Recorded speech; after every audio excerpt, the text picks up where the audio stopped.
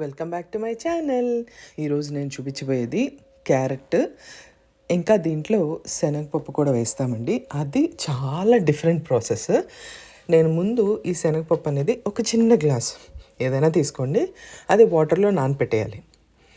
నానపెట్టేసిన తర్వాత మనకి మంచిగా ఒక చిన్న మిక్సీ జార్ తీసుకొని ఈ శనగపప్పుని నేను మిక్సీ జార్లోకి వేసేసుకుంటున్నాను.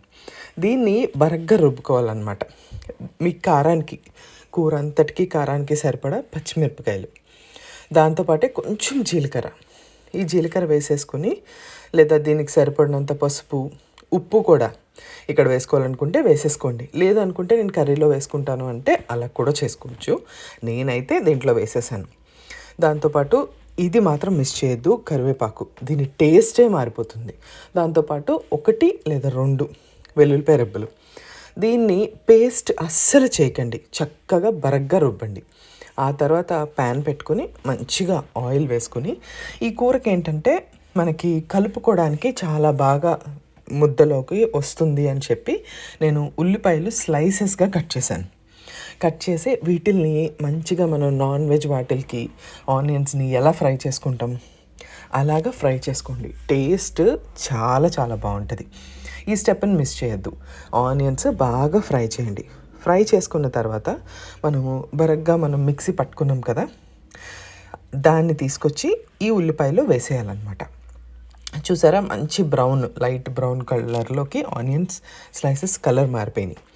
ఆ తర్వాత నేను చేసిన ఈ శనగపప్పు మిక్సీ ఉంది కదా, మిక్చర్, అది వేసేస్తున్నాను.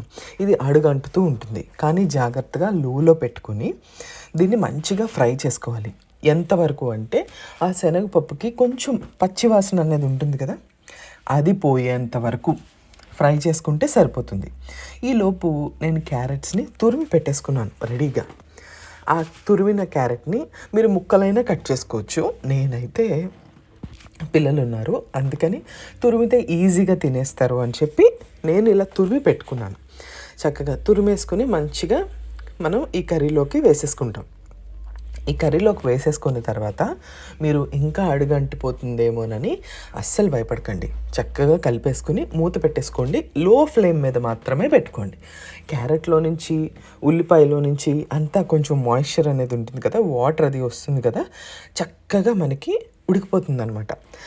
ఎక్స్ట్రాగా వాటర్ వేయద్దు, గుర్తుపెట్టుకోండి. మంచిగా క్యారెట్ ఉడికిపోయిన తర్వాత దీనికి వేయాల్సిన మసాలాలన్నీ మనం మిక్సీలోనే వేసేసాం కాబట్టి, ఒకవేళ ఉప్పు ఏమన్నా తక్కువ అవుతుందేమో చూసుకొని మిక్స్ చేసుకొని కొంచెం కొత్తిమీర చల్లుకొని బాగా కలిపేసుకొని టర్న్ ఆఫ్ చేసేయండి. ఈ కూర అన్నంకైతే చాలా చాలా బాగుంటుంది, చపాతీలకి కూడా చాలా బాగుంటుంది. మీరు తప్పకుండా ఈ కర్రీని ట్రై చేశానని కమెంట్ సెక్షన్లో చెప్పండి. నేనైతే మంచిగా దీన్ని రైస్తో చేశాను. నాకైతే టేస్ట్ చాలా బాగుంది. ఈ శనగపప్పుతో ఇలా పేస్ట్ చేసి ముద్ద కూరలాగా చేస్తే టేస్ట్ ఇంకా ఇంకా బాగుంటుంది. పిల్లలకి క్యారెట్లు అనేవి తొందరగా తినరు కదా, సో ఇలా చేసి పెడితే కంపల్సరీ తింటారు. తప్పకుండా ట్రై చేయండి. Thank you so much for watching. Bye.